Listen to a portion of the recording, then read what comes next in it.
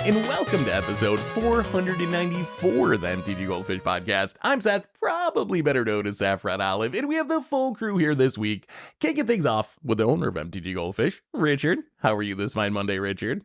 Good morning, Seth. Bloomburrow. Excited. My little otter and raccoons. A giant raccoon tripped off my security camera last night, and I'm like, Bloomburrow, come, my friend. I'll build a deck around you. Pre-release season. Nice. Oh, it's pre-release. So friendly, this raccoon. Wasn't scared of me at all. Yeah. We have another co-host in Krim. Good morning, Krim. How you doing today? Morning. I'm excited. I haven't really had a full chance to fully break down Bloomburrow myself, so I'm excited to finally sit down and take a look and see what can be used. Yeah, so this is going to be a fun episode. So we are talking about the best constructed cards from Bloomburrow. And the way we did this time is a little bit different. So I kind of put together some lists of the cards that I think are going to be best in Standard and Modern and Pioneer. So I'm going to kind of pitch Richard and Krim on the cards, and they can tell me how wrong I am and I'm such an idiot. These cards aren't going to see play, or they can agree with me. So that's going to be the plan for the cast today, going over the best constructed cards for a bunch of formats from Bloomburrow itself. Before we get into it, though, a reminder that today's show is brought to you by Card Conduit, and Card Conduit's the easiest way to sell your Magic cards. If you ever get tired of the hassles of buy listing, you can skip them with Card Conduit. You can use their curated service and send in as many cards as you want with a buy list value of $1 or more and pay just a 5% service fee. And if you want to do a bit of work, you can use the sorted service where you list and sort your cards in advance and pay just a 2% fee. And either way, you're going to get a detailed report with the results and a fast payment once your order is processed. And you even get another 10% off by heading over to cardconduit.com/MTGGoldfish. Card Conduit, they're the easiest way to sell your Magic cards. So thank you to Card Conduit for supporting the show. And let's talk some constructed Magic. And let's start with a super easy question. So I know, Krim, you said you haven't looked over the set too much, but I'm curious, what do you guys think of just like the overall power level of this set for constructed? It's always hard when you're coming off a Modern Horizons set because our baseline is like so incredibly high. I feel like this set is really, really strong for a standard set though, but what do you guys think? I mean, it looks strong to me just because of Offspring. The mechanics seem to be in place. Curious how these little paw prints are going to work. I'm not really sure on that one yet, but as another alternative resource. But overall, I think this looks decent, at least strong enough to where now that we're lobbing off a ton of sets with the arrival of Bloomburrow, I think this is a solid starter of like a new, with the whole, 4 sets gone, this one coming in, this looks pretty decent. I thought the set looked kind of sus, so I'm interested in Seth explaining because I was looking at the cards. So I think there are some really strong pieces, but a lot of them are synergy pieces. So like there's none of these like Shieldred looking things, right? But you know, can you make this deck work? If not, then the synergy just falls apart.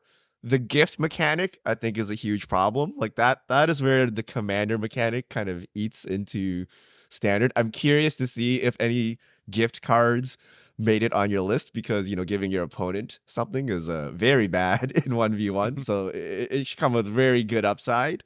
But yeah, and then it's also post-rotation in Standard, right? So we don't really know what's going on. I haven't even tried building the mana bases. So are all the colors actually equally viable? I'm not sure, right? Like there may be like a great Rakdos card, but your Rakdos mana is scuffed, so no one will play it. But yeah, you guys have built some post-rotation mana bases. What do they look like? What are we losing? So the mana bases are very interesting. So we lose Triomes. That's one of the big ones. Ooh. So that definitely hits on the 3-color decks or domain decks a lot. So I think that's going to push decks maybe a little bit away from 3 colors. And then we also lose the Innistrad, slow lands, the ones that come into play tapped after you have a couple lands on the battlefield. So I found kind of the core mana bases now are pain lands and fast lands. So it kind of pushes you more aggressive in some sense. You have these untapped lands early in the game, but then you don't have the untapped lands later in the game. The other cards that are interesting from Bloomburrow is there's that cycle of monocolored creature type lands, the uncommons that like do a thing if you have a rabbit or raccoon or whatever, which I think are really strong. So my early impression of post-rotation standard is I think we're going to see less like 3 to 5 color decks and a lot more 2 color decks. I think that would be my guess. Not that you can't make a 3 color deck work with fast lands and with pain lands, but I think it got a lot worse compared to triomes and slow lands. Are you forgetting about the ever so wonderful Surveil lands? Come on. The Surveil lands are good. They are kind of tapped. They're a little tougher in standard, I think. I love in modern where I can fetch them out. But how many do you play in standard, Grim? Do you like in control? I guess you can probably play a lot of them. But if you're playing something a little more aggro, can you play a full playset, you think, of Surveil lands? I mean, even aggro, air quotes, aggro is gonna look. I feel like everything just went back a turn. Right, like everything is a turn or like maybe a turn and a half slower than where it once was. But that's why I think you can probably get away with maybe the creature lands. Right, the fast lands are going to be pretty huge. You'll play a few creature lands, but a lot of the mana bases are looking tapped right now. Yeah, it definitely slows things down compared to where we were before, but maybe that's a good thing. I think we're actually going to see kind of a shakeup. And back to one of Richard's points that I think is very interesting and very important, because I've been trying to build decks. We have like early access on Wednesday, so I'm trying to get my decks ready for like streaming and for content next week. And this set's, I think it's very powerful, but you mentioned there's a lot of synergy stuff, and I think that's one of the upsides and downsides of having a set built around creature types. There's a lot of cards that like you play them as a package, like the Otters go together or the mice go together. And if it works out and those decks are good, a lot of the cards are going to see play. But then as we also saw back with the infamous Circle of Loyalty pick, when knights don't see play, they all kind of fail together too, right? Like if it turns out that frogs just like aren't good, that means like 10 cards or 10 rares or whatever from the set are just not going to be that good because they kind of only work in the same deck. So it's going to be really interesting to see how it shakes out. Anyway, let's get it. We got so many cards to go through. Oh, go ahead, Grim. Well, okay, before we get into that, I am going to say that my hot take as I'm deck building for Standard, I think frogs might be the most open-ended archetype. So they have the best chance of actually being decent. I think frogs look like the most fun out of all the creature types in Bloomburrow to me. It looks just so fun to build. A lot of the creature types seem strong, but they're pretty linear. It's like you put all the lizards together and you attack with them and they deal damage and they all support each other. Frogs is a lot more open-ended though, where there's a lot more possibilities. So I'm excited to see what frogs can do. But let's get into these cards. We're going to start off with standard, and Richard mentioned, will there be any gift cards on the list? Well, we're going to jump right into it. So I'll post this list. I have a huge list of like standard cards, pioneer cards. You can look it over. I'll try to link it in the podcast on YouTube so you can see my list. But we're going to start at number 8, which is Long River's Pull. So this is a gift card. Long River's Pull, double blue mana instant, counter target creature spell, but you can gift a card. If the gift was promised, you counter target spell instead. So I think this card is really good, and you'll see a lot of standard play. We're losing Make Disappear. There still is No More Lies, but I think that blue can use this like counter spell style effect in standard. Counters have been very strong in standard, and I think this is a card where you play it as a bad Essence Scatter, like a harder to cast Essence Scatter, but then you get the upside that sometimes you're going to gift it and counter a Sunfall that's about to ruin your day or whatever. So I think this card probably like staple level counter spell in standard. But Krim, you're the counter master. Am I off base on this? Is this card deserving to be in our top 10 list here? Oh, 100%. I think when we talked about it last week, I had more time to sit down, digest this card. I think this card is nuts. It's the gift mechanic, as we had mentioned. Just if I'm going to counter your best spell, I'll give you a card, right? Like clearly I am firing this off. And I know that there's a lot of things that are Avenger level threats, but like there's Sunfall is like one of the few things. This can be played in control. This can be played in tempo. This is a very good counter spell. I'm excited to see how many. I mean, currently the lists I'm running have maybe 2. What do you think, Richard? Is it worth gifting your card? Right here.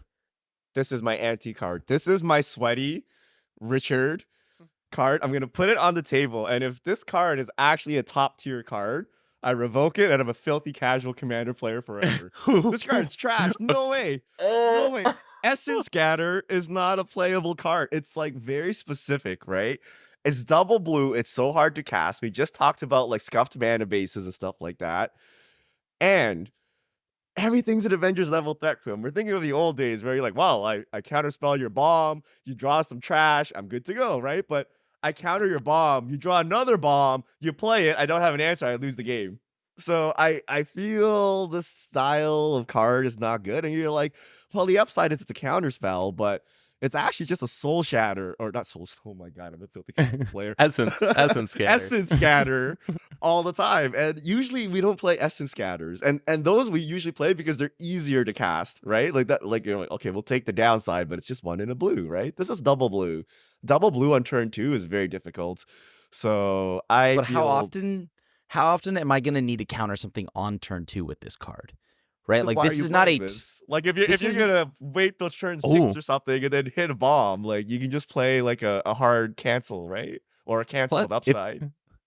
If you counter on turn 2, won't your opponent maybe have to discard a hand size? That's a good way to get around the drawback, right? Oh my god. Well, my opponent has drawn 18 cards, so I'll just gift them a card. What does it matter? Hey, what's one more? It's the mystic study theory of magic. They've already drawn some. We'll just mill them out. We'll mill them out with you mill them out. Some they can't. It's not a May, right? Yeah. The promise is a May, but once you promise someone, they have to do it. They have to accept your gift. All right, let's move on to number 7, because I have a gift card for you, Richard, and I think this is the one that's going to convince you that it's good. There's only 2 on the list. There's only 2. Numbers 8 and 7. This is Cruelclaw's Heist. So it's double black mana sorcery. Target opponent reveals their hand. You choose an online card from it. Exile that card. You can promise a gift of a card. If a gift was promised, your opponent's going to draw a card, obviously, but then you can cast the exiled card for as long as it remains exiled and spend mana as any type to cast it. So essentially 2 mana Thoughtseize that exiles, or if you gift a card, you get a theft effect essentially, where you steal that card and you can play it later in the game. So I think this card is really, really strong. So I know it's a 2 mana Thoughtseize, but that's kind of the going rate in Standard for an unconditional discard spell. And it solves a couple of Thoughtseizes problems. We always talk about you can't make them discard the top of their deck. Well, this kind of does. Since your opponent draws the card first, you'll get to see the card that you gift them, and you can theoretically take it with the Cruelclaw's Heist. It also means it's kind of relevant off the top in the late game. If you end up in a situation where your opponent's empty-handed, your opponent has no cards in hand, you draw this, you cast it, you make them draw, you can thieve that card and cast it in the future. Downside is your opponent could hit a land, I guess, and then it would be bad that you gave them the card. But I think this card's really good. Floor is probably sideboard play in Standard. In Ceiling, I think it could be a main deck card. But what do you think, Richard? You're the Thoughtseize master. It's a good one, right? So I'm confused by this one because you can steal the card to cast later, right? The fact that you get the top of their deck is kind of irrelevant, right? Because as all Thoughtseize players know, like even if you take the top of their deck, well, clearly the best card was 2 cards down. So when they untap, they're just going to get the same card and do it again, right? But you did get to steal that card. I feel this card sucks though. Like the problem is it's a 2 mana Thoughtseize, which means you're taking turn 2 off to do this. And if you gift them, then they cycle, and then you're getting a future card, but you're getting a future card off of their deck. The reason Thoughtseize is good is because most decks don't have a turn 1 play. So you Thoughtseize, and then turn 2, you start playing your 2-drop, and then your 3-drop, 4-drop, whatever. Or you go 2-drop Thoughtseize on turn 3. This being 2 mana and double black nonetheless, I feel your curve is all messed up. So I don't think you play this, but I don't know. The thieving seems cool, right? Like you steal a card, like the best card from their deck. I mean, if everything's an Avenger level threat, you're going to be hitting something good probably with the thieving mode, because you already want to take the best card. And remember too, this is for Standard. So in Standard, yes, in Modern, 2 mana discard's pretty bad. In Standard, it's still not like super great, but it's not competing directly with like Thoughtseize or Inquisition, because we don't have those cards in Standard. But Grim, what do you think about this one? My main concern with this card is that I draw them a land, they draw the spell. Right? There's a lot of you can take a lot of you can take the card you gift them. So they draw first, and then you get to take out of their hand. No, exactly. So like if the gift is a land, right? I gift the land. Well, when you get Thoughtseize, another card from their existing hand. Sure. That is true of like when we're talking early game, yes, but I'm talking like off the rip. I draw this card. We're both empty-handed, right? Like you get the land, and then the second card is a real card. Obviously, it's all random, so it doesn't matter. But like the main thing here is there's a lot of ifs here, so I do think this is definitely a sideboard card. This is one of those cards where I'm a little bit more concerned to gift, only because if I hit you with this with the gift mode on 2, I'm very likely to hit something. But Lord, if I like, on your turn 3, I might be fueling your hand. That's a little bit more concerning. I don't like gifts on a counterspell or a Thoughtseize effect, only just because I feel that I don't want to draw you cards at all. This drawing you a card is nice. I'm just going to be worried about the positions where now I draw you into a land, because lands do 50 different things now. Like if I draw you into that new creature cradle, something along those lines. I don't know if I like this one as much. I maybe like this in like the sideboard, like Seth mentioned. I'm a little bit lower on this one. We'll see. I like it, but let's keep moving on. We got so many cards to get to. Okay, I think we can all agree on number 6 on our standard list. Number 6, Sunspine Lynx. So we've talked about this card at length in various formats. It's the 4-drop, 5/4 elemental cat. Players can't gain life, damage can't be prevented, and when it ETBs, you deal damage to each player equal to the number of non-basic lands that player controls. So I will say, I think this card would have been really, really good in our current standard, but we're going to rotation. If you look at current standard, there's a lot of like 3-color decks. There's the domain deck running around. A lot of decks are playing very few basic lands. So this is going to come down and just like deal so much damage with a big body. We are going to rotation though. So that's my only concern with this card. We were just talking about mana bases. If we do end up in a world where like maybe domain's not a thing anymore because it doesn't have a mana base to support it. Maybe there's more 2-color decks because of how mana bases look, or because of the creature type theme of Bloomburrow, then maybe this loses some value. But I think this card is a really good threat for mid-range decks, for mono red decks. Plus you get this weird like sideboard effect as well, where even if your deck doesn't want it in the main deck, you can play it in the sideboard to host specific archetypes. So Sunspine Lynx. What do you guys think? My question to you is, what's a rate that you would make, like you would think this would be good at? If this came down as a 4 mana, just deal 2. Like, it's still a 5/4. It gets through Shieldred. It's got a big body. Like, I feel like if it was dealing 2, I think I'm not excited about it, but that wouldn't be a deal breaker for me. So like, especially when you consider the upside that in the late game, it might deal like 6 or 8 and then just like close out the game. Yeah, this is a non-legendary thing, and I even though we hit rotation, I'm imagining that moving into the standard, people are going to load up with Cavern of Souls, their little like creature specific lands. You're still looking out of like maybe an aggro deck might have 21 lands, right? 22 lands. I still think that this hits a decent chunk, and I would be okay like to say that if this card just dealt 2 and put a 5/4 out on the board, I think this card is already really good. I will say the decks I've built so far, I've built decks around pretty much every creature type from Bloomburrow, and they're all like 2-color decks. And because of those uncommon lands from Bloomburrow, which I think are really good if you're playing the right creature type, most of those decks have between 3 to 4 basics, even with post-rotation mana bases. Once you add in those uncommon lands, in Cavern, in the dual lands. So I think even post-rotation is probably going to deal a lot of damage. But Richard, what do you think? This is pretty powerful. Gotta deal like at least 3 damage, I think. I think I'm gonna use this is the commander equivalency show. It's gonna be so good, it's bad. Right? Like like what? Essentially you're gonna push out all the decks that run like a ton of non-basics. Therefore, like you're not actually gonna see them anymore because this card exists, right? Like no one is gonna go into like an RCQ and be like, well, if they play Sunspine Lynx, I take 8 damage and lose the game. like instantly, right? So like people are gonna shy towards monocolor and dual color decks and things like that. Therefore, nerfing this card, but my opinion is this card will have an impact on the metagame, but you may not see it. Right? Like everyone like plays around it, but then like you just don't see it because no one needs to run it anymore. But I don't think it can just like deal 2.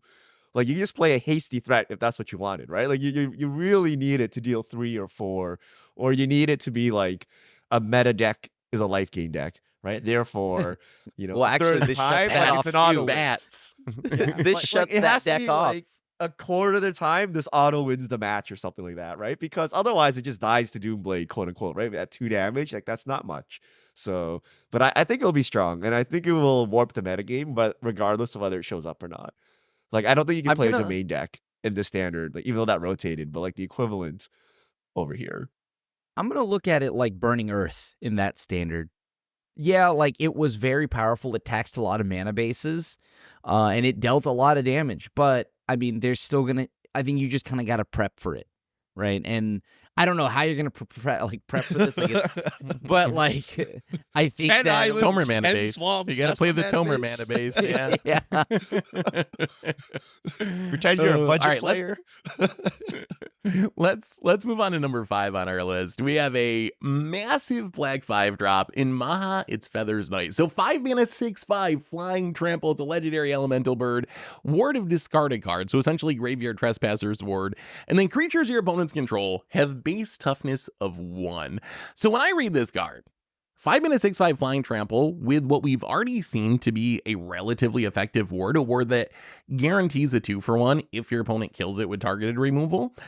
I think that's already a really good card.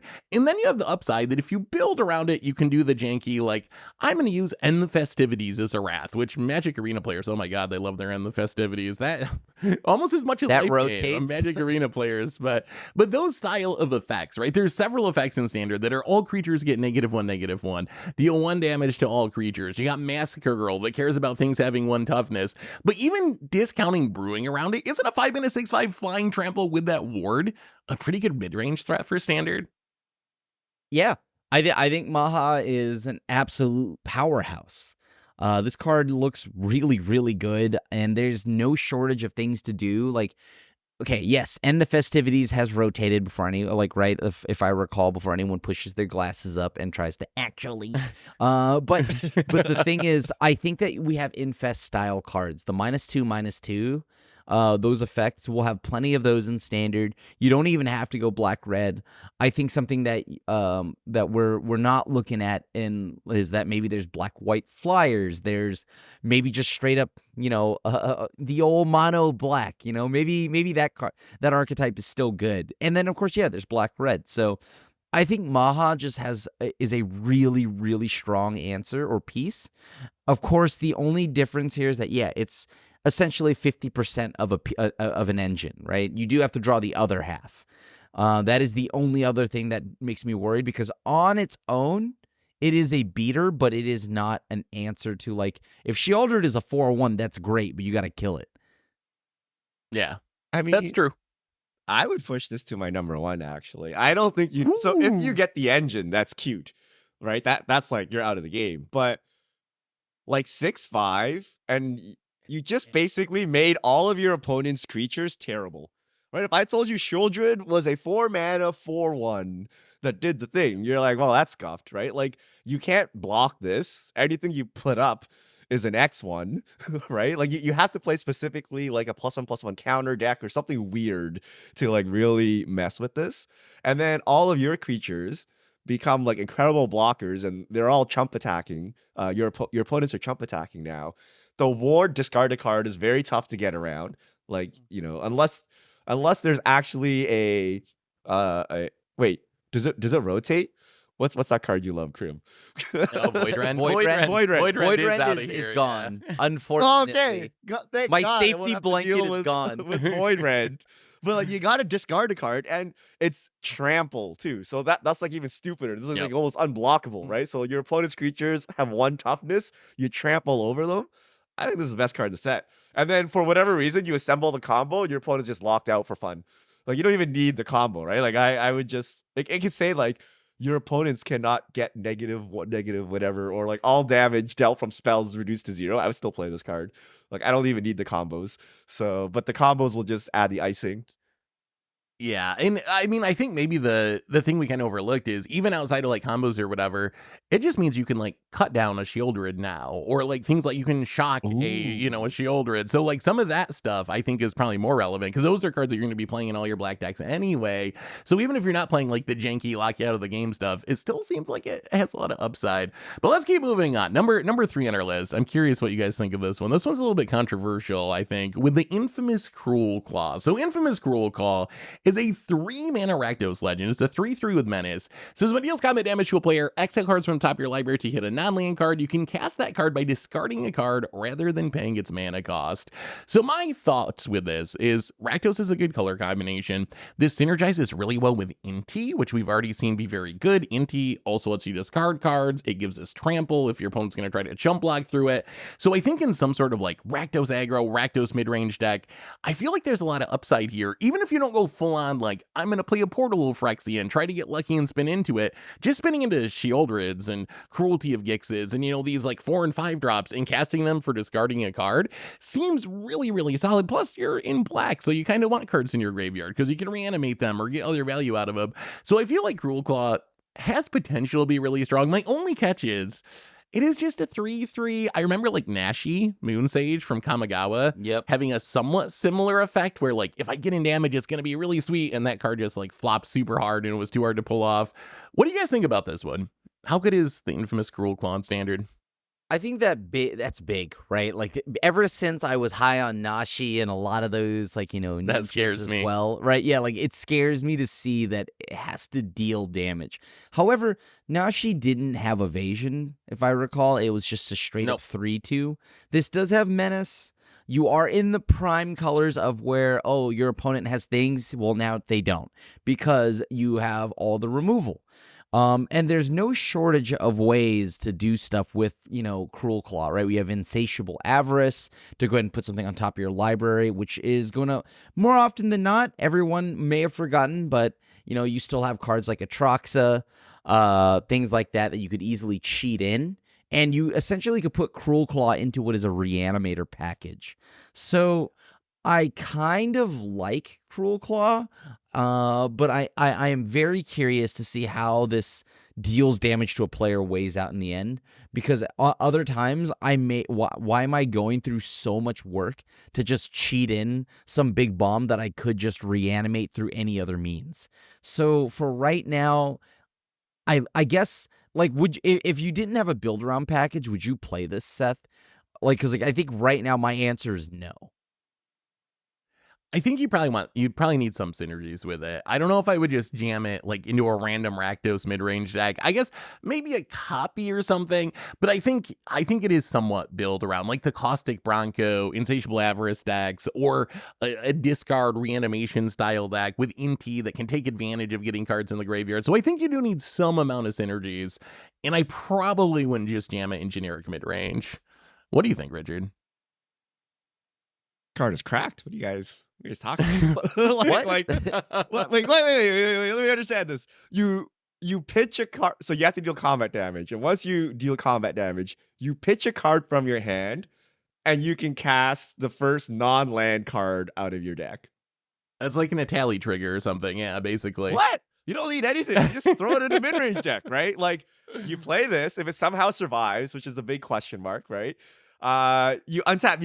You can use all 4 of your mana to remove whatever the heck your opponent is trying to do, right? So you can most likely remove 1 creature, which allows the Menace to work, and you ping them, then you chuck a card, and you get a free spell out of this.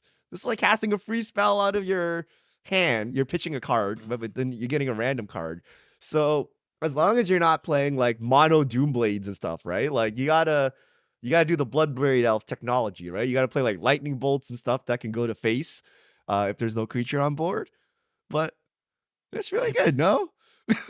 It's just, if it wasn't for Nashi and me being very high on Nashi and Nashi just hard flopping, I'm still very hyped for this card. I think it's legendary. That's but the Nashi thing scares me. Like if you get another one of these off the top of your deck, that's very sad. You can't stack them up. Right. Yeah. Oh, yeah. That I was thinking, you can just discard one to the first one, but yeah, if you spin into another Cruelclaw, that's a little bit bad. But This is all right. Let's move on. Pretty decent. Yeah, I think so. Let's move on to number 3. This is a card I kind of want Crim's opinion on. And that card is Beza the Boundless Spring. So 4-mana 4/5 legendary elemental elk. Says when it enters, create a treasure token if an opponent controls more lands than you. You gain 4 life, and if an opponent has more life than you, create 2 1/1 blue fresh creature tokens. If an opponent has more creatures than you, draw a card if an opponent has more cards in hand than you. So this card, I think, is ridiculous in control decks in specific, or like creature light style decks. So when you read this, you're going to think, oh, this card's probably bad, right? Because how many of those am I going to trigger? But when you consider this is Shieldred stats, it's a 4/5. We've seen that be above the curve stats for creatures in standard, very powerful stats. And then even if you're triggering like 1 or 2 of these, I think it's going to be worth it. And what I envision, and you're playing some sort of control deck where you're not playing that many creatures, odds are by the time you cast this, you're going to be behind on life in most matchups, and you're going to be behind on creatures in most matchups. So this is going to be a 4-mana 4/5 that gains you 4 life and ends up adding 6 power in 3 bodies to the battlefield.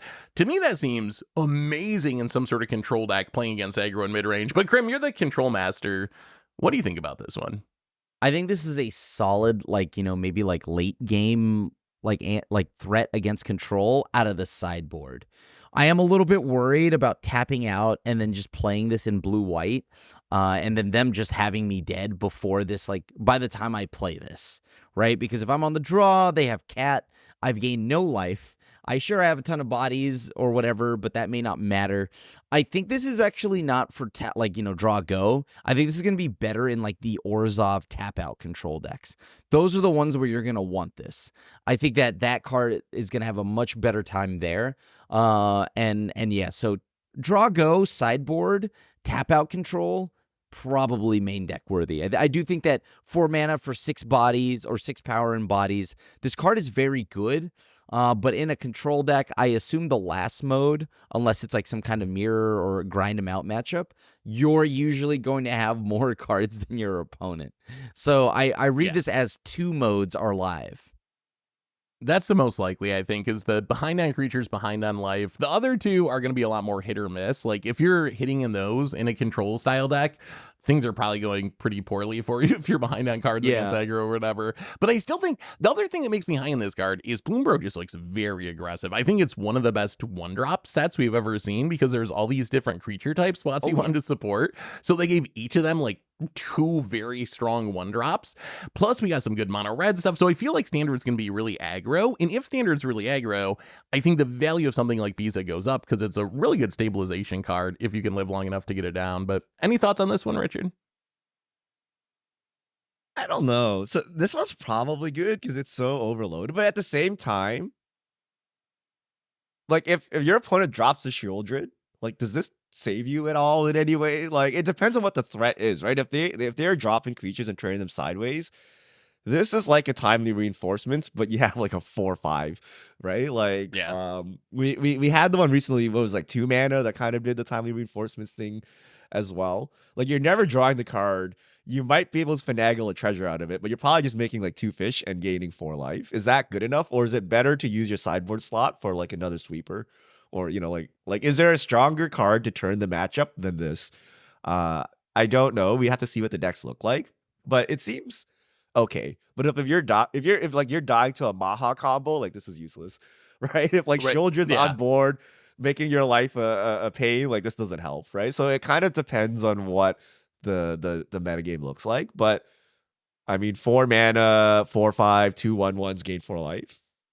It's decent. Yeah, and you get the upside, like timely reinforcements and those other cards are good comparisons, but it is worth mentioning that those cards, when you don't meet their conditions, do literally nothing. Like you can cast a timely and it like has 0 effect on the game. This at least has the floor of getting that 4/5 body. So even if you trigger 0 of the modes, it's not a like straight up dead card. It's not an exciting card if you trigger 0 modes, but at least it's adding a body to the battlefield. But let's move on to number 2 in standard.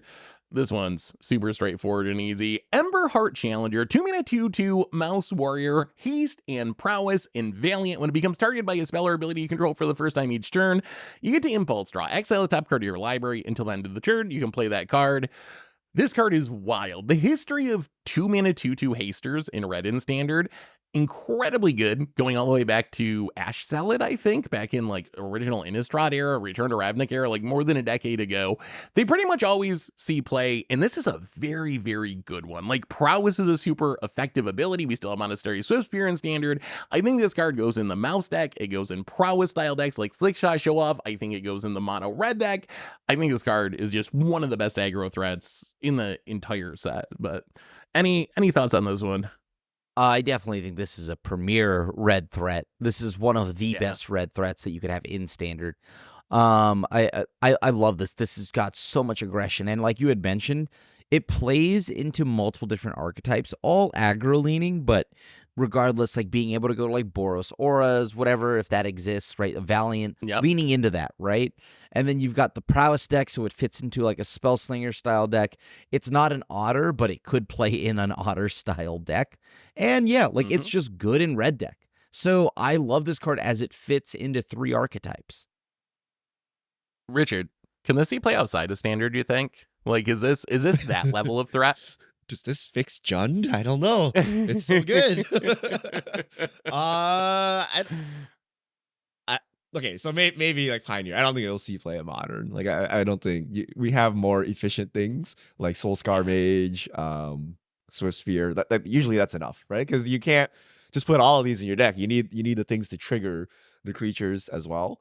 And notably, it's also only until end of turn, not until end of next turn, right? So you got to cast the spells on the turn you do it. But I think it's very strong. They super push this. It's not even double red or anything. It's just a single red and a single generic. This might make all of our previous picks look like doo-doo. Because we're like, oh, 5-drop, so good. Right? Yep, like, no, I'm just you might be dead. Right? You might be dead, right? So this I think we'll see play a lot. Yeah, I mean it's so much value. it's like almost Nadu, right? You look at it, it's like it's kind of Nadu. But yeah, like it's so good.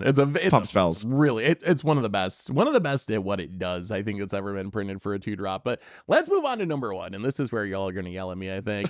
Number one in Standard. Number 1 in Standard. I plant my flag. I will go down with this ship. It's a land called Fountainport. Fountainport. It's a land. It taps to make a colorless mana, or you can pay 2 and tap it and sack a token to draw a card, or you can pay 3 and tap it and pay a life to make a 1/1 blue fish creature token, or 4 and tap it to make a treasure token.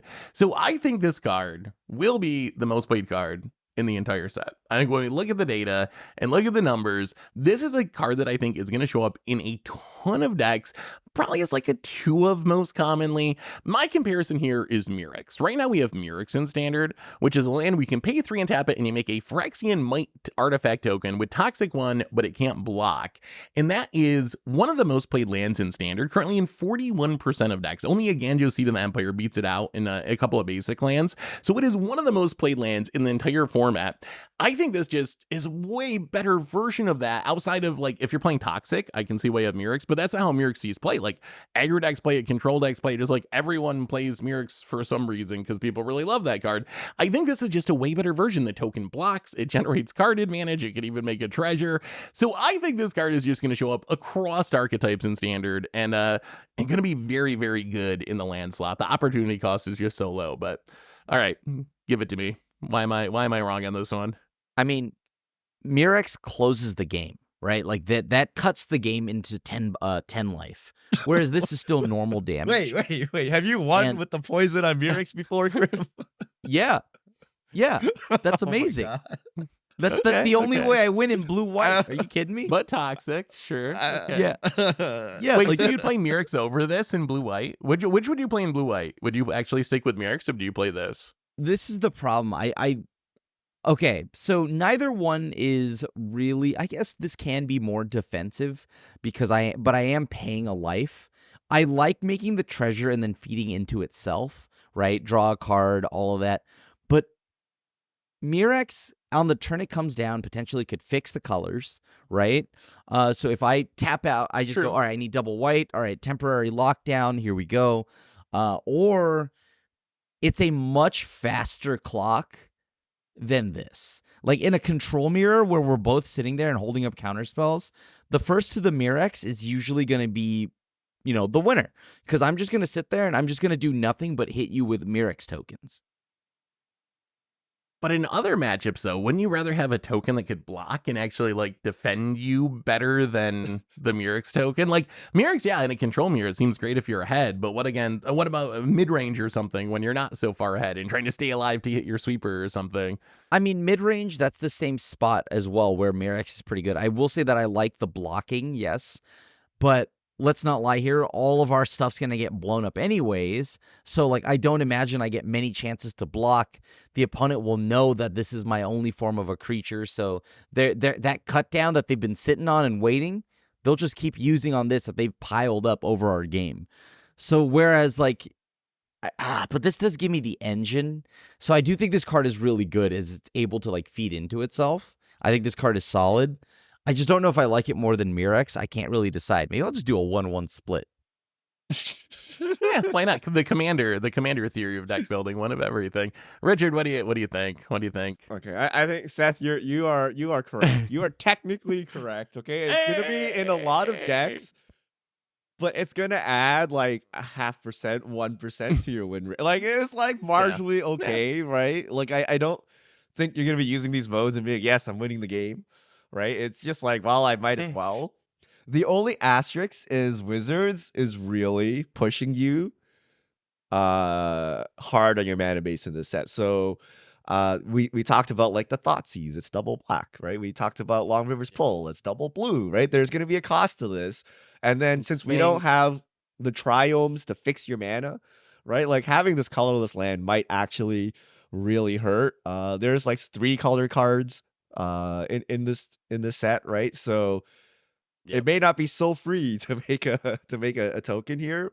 So I don't know, right? And then also you take a damage from the Lynx, so it's possible this doesn't see play. But even if it does see play, it's like saying Swamp is the best card in Standard. Like it's in in every deck and most represented, but like you could technically replace that Swamp with the dual land, and like your win rate is affected by like 0.5% or something, right? I was gonna argue that Basic Mountain from Bloomburrow would be the best card from the set, but I went with Fountainport instead. So that's my standard list. Let's get to modern. Let's get to modern because I want to hit up some other formats while you still have the cast going.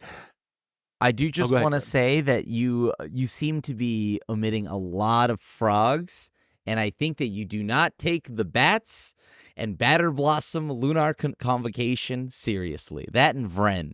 I think these are cards that are worthy. I think Vren's really good. I will say, so with stuff like frogs, when it came down to making the list, I mostly tried to stay away from stuff like I felt like only went in like a specific archetype because I'm just so worried. Like I think there's some very strong rabbits, there's some very strong frogs. Like if you look through the Bloomburrow creature types, they all have some really, really good cards. But a decent amount of them, I think, are cards that only go in that one deck. And then you just have the risk that if that deck fails, the card kind of fails too. So I tried to focus on stuff that I thought wasn't as like archetype specific. But you are right. Vren's really good. Frogs are like super intriguing. What would you pick for frogs? Is there any Glarb?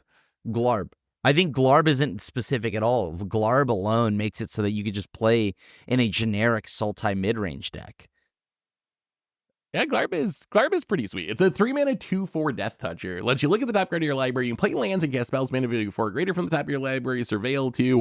I like its body. I think the 2/4 Death Touch, we've seen that be pretty good in Standard. I do worry that the 4 mana value or greater restriction might be a little clunky. I was building a frog deck and I thought about putting Glarb in it, and I was like, none of my it literally can't cast any of my other things in my deck. Sorry, I might have misspoke there. Glarb is better in a non-frog deck. Like you're just gonna play this in like Sultai and play Shieldrids or Gix's Command or whatever, whatever big stuff off the top of your deck. Yeah. What do you think about this one, Richard? Is there enough? Like, my concern is, Grim is right. Can you play enough 4-drops for it to be worth it? Or am I going to be casting off the top of my deck like some very small % of the time? We played Courser of Crewfix, remember, back in the day? Yeah, and that was just lands. So you play lands, that's like, half your deck, right? And then you have a handful of force. Are there leyline binding type cards with like severe mana reductions in the format? that are actually played. There's literally Leyline Binding, there's so there's a Leyline few, Binding. there's a few of but them. I don't know if Yeah. that's playable anymore. I think Prim is right. I think this card is not a frog card. This is just a generic card. Just a 2/4 Death Toucher with Surveil with the ability to play lands off the top. I think is enough, right? And then you will randomly sometimes get a mana value 4, and you can also dig without additional mana, right? So like if Fills you the are graveyard. actually needing that Shieldred, you can Surveil 2, fills the graveyard, but dig 2 deeper to try to get to that card you're trying to cast. This is really good. The only thing holding you back is it's Sultai. It's like 3 colors, hard to cast. Like you got to get Sultai on curve, play this thing. But Yeah, it's really good. How's that going to work with my Fountainport? Yeah, I don't yeah, have that Fountain mana. Power, Never You know, this casted works with Murex, though. Oh, that's that's actually a true. big point with Murex, right? It doesn't mess with your curve, right? But yeah. Sort of. I mean, it's After- colorless every turn except the turn you play. But you it, can sequence but you it. do get You one can turn of sequence colors it to mana make out it of do it. the thing it needs to do, right? And The other card Richard, Grim mentioned that you is get to worth monster shouting out. Dread Go ahead, Grim. Ooh, that is in that so deck synergy. in Sultai. Wow. Wow. The other card Grim mentioned that is worth shouting out is Ren the Relentless. 4 mana, 3/4 Rat Rogue. Ward 2, if a creature opponent controls would die, you exile instead. And the beginning of each end step, you make a X/1/1 black rat creature tokens. They get +1/+1 for each other rat you control, where X is the number of creatures opponents control that were exiled this turn. So essentially, bad Kalitas, or like Kalitas without the lifelink, but more powerful token making ability potentially. So like Don't kind of a disrespect twist on Kalitas like that. Kalitas, I would say. This is I don't know, nowhere this close is to cl- Cali. I'm surprised this even made the list. What are you doing with this? Rats. I think this is really good in rats. Only rats. And, like, right? Yeah, but not a generic deck. You do I need could the also rat see- synergy. You don't see this being just a generic card. Like you couldn't just play this. I think No, you could because play you're it in getting like a your 2/2 mid-range. rat token out of it. Like you need a ton of rats, like, or you need to like, really wrath the opponent's board. But like Kalitas gave you a big blocker. It was a life linker, which you can then chuck the tokens to gain even more life. It was like soul crushing for aggro to play against. This is like True.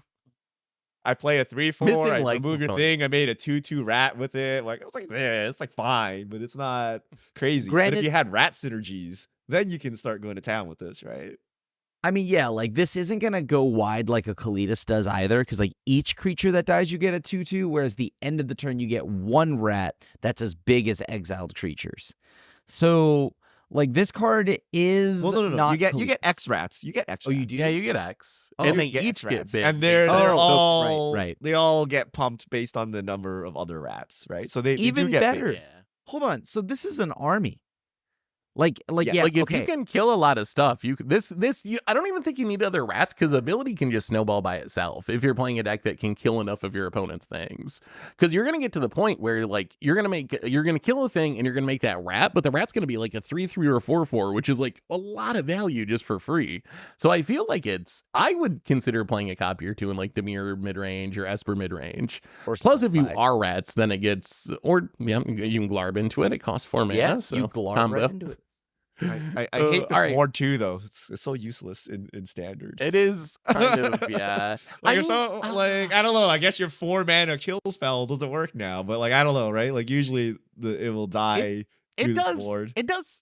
That's true. It will die through the ward, but I think it's actually pretty powerful. Like I've seen that even with Rafine's ward 1 so many times in standard, where like even just having to pay 1 or 2 extra mana, it ends up costing you the ability to like do something else during your turn. Like when you have to spend your entire turn to go for the throat this instead of go for the throat plus play a 2-drop or go for the throat, leave up a counter or something. So I think even though it's not like going to keep it on the battlefield, it is a big like tempo swing, I think, if you have to pay an extra 2 mana to cast a removal spell. Yeah, it But, alters the curve. We need to hit up Modern real quick. I know we're getting near the end of the cast, but Pioneer, my number 1 and number 2 cards were 2 Otters, actually, just to shout them out really quick. In Stormcatch Mentor in Kitsa Otterball Elite. So Stormcatch Mentor is a 2 mana 1/1. It's a Is It card, so a blue and a red. Haste, prowess, instant and sorcery spells cost 1 less to cast, and it's an Otter wizard.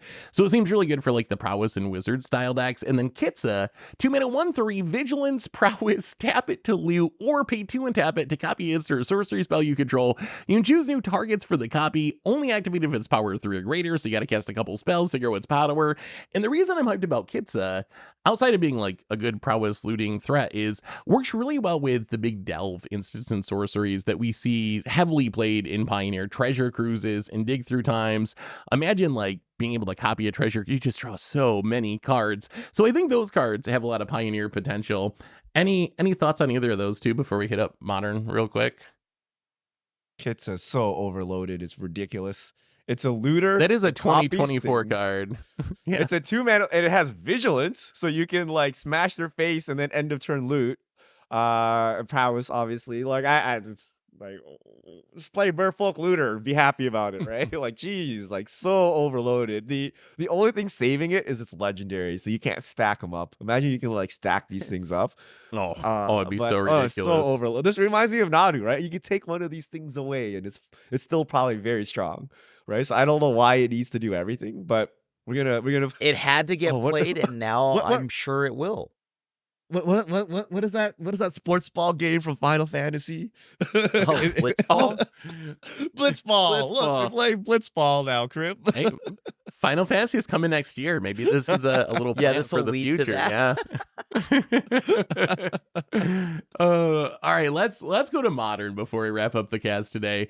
So for Modern, I think we're gonna focus on the top 3 cards in specific. But I did want to shout out number 5. I had 3 Tree City, which we've talked about this card a bunch. If your deck built around a single creature type, like elves would be one that would come to mind in Modern. I think having your own Nykthos does have some relevance. It is a little bit slow, as we've talked about before, where you need at least 4 creatures on the battlefield till it makes mana. But Nykthos has just been so strong. It's hard for me to imagine someone can't take advantage of that. Number 4, into the Flood Maw, which doesn't look like much. It's just 1 mana instant, bounce a creature an opponent controls, or you can gift a tap fish to bounce any non-land your opponent controls. This is just the cheapest instant speed way to unconditionally bounce something in Modern. So if you're a combo deck that needs to get rid of a Rest in Peace or get rid of a Thalia, whatever stacks piece is keeping you from comboing off, I think it could have some relevance in the sideboard. Richard, I saw you waving your hand. This is the only gift where like it can be gift draw cards, like irrelevant, right? You are a combo deck, right? You're removing the hate piece and you're winning the game. So I could actually draw you 2 cards and it'll probably be very playable unless your opponent is blue, right? So it could be that silly gift an extra turn. So it could be the effect, and you still wouldn't really care, because if you're casting this, you're planning on winning the game like right away, pretty much. All right, number 3 for the actual top 5 in Modern.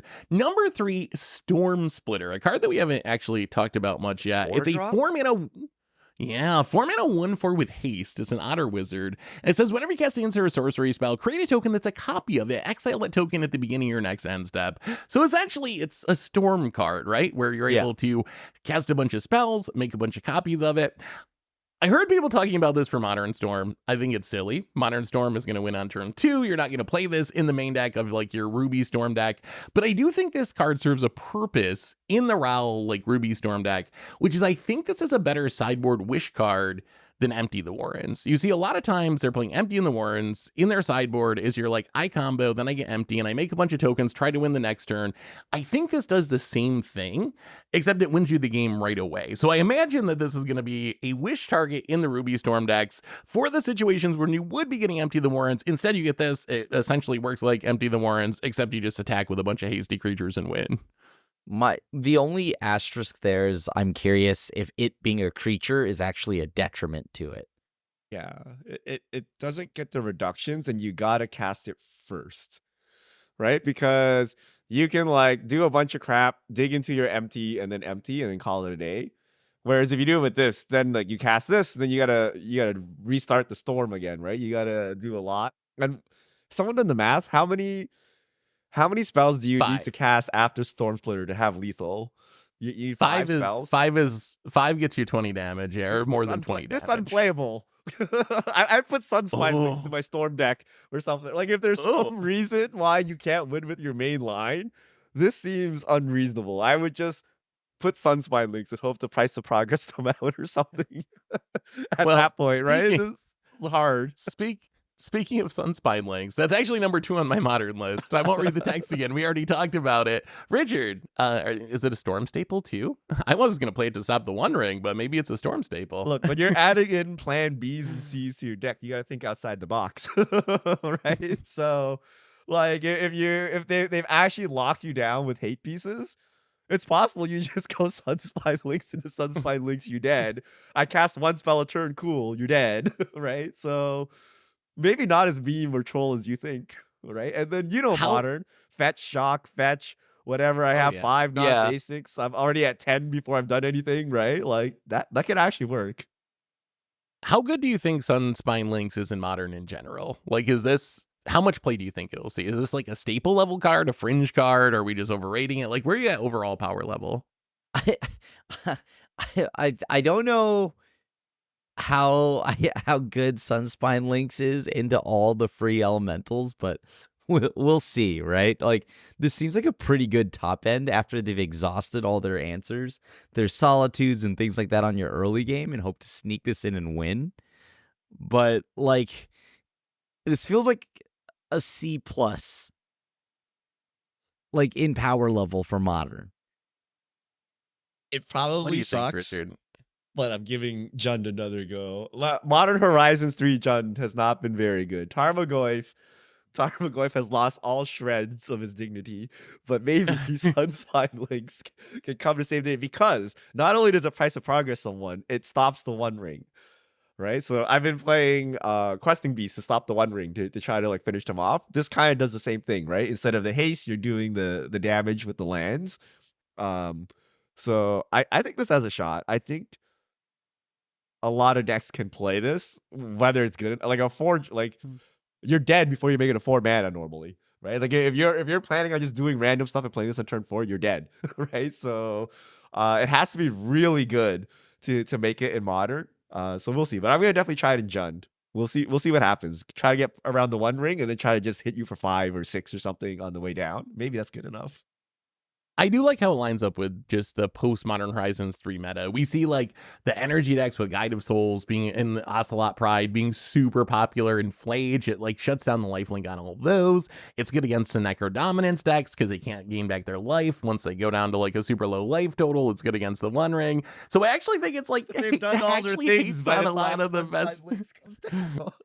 You think Just Ocelot ritual Pride it is popping out. off on turn 5? Like, it's already got so many triggers I by mean, the time this thing is happening. They might have like 10 or 20 cats, but they're not going to make any more. That's enough. All right, You're stuffed. last card, and I'm probably gonna get yelled at for this one, but I'm gonna stick by my pick on this one too. Number 1 modern card, Iridescent Vinelash. So Iridescent Vinelash is the 1 mana 1/2. It's a lizard, and it just has landfall, deal 1 damage. It also has offspring of 2 generic mana, so you make 2 of them if you pay the 2 mana kicker.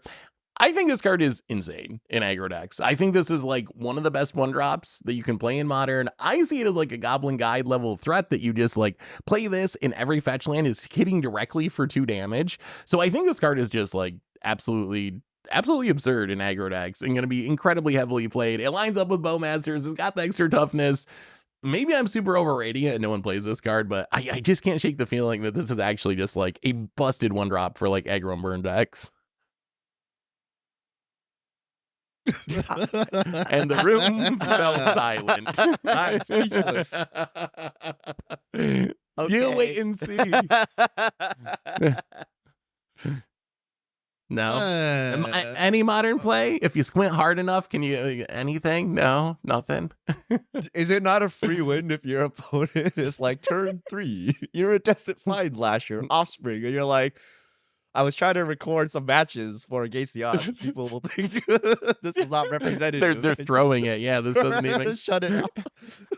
How many lands are you planning on playing, Seth? Like, I mean, as an aggro deck, how many lands do you plan on playing? I mean, think about Goblin Guide. How much damage does Goblin Guide need to deal to be worth it? 4 to 6? That's because it It's comes off probably the top and does damage still. This comes off the top and does nothing, right? Yeah, then It makes it makes a baby if you draw it off the top, but yes, I guess it doesn't do a whole lot. But Are you considering that the Offspring mode is being used most of the time, or none? Like if No. if this is in your opening hand, Do you sandbag it for turn 3 or do you just one drop No. play it? I consider the Offspring mode like a very fringe thing on this That- card. I think I it's have a one card drop. for you. It's called Lightning Bolt. It's a 1-mana instant.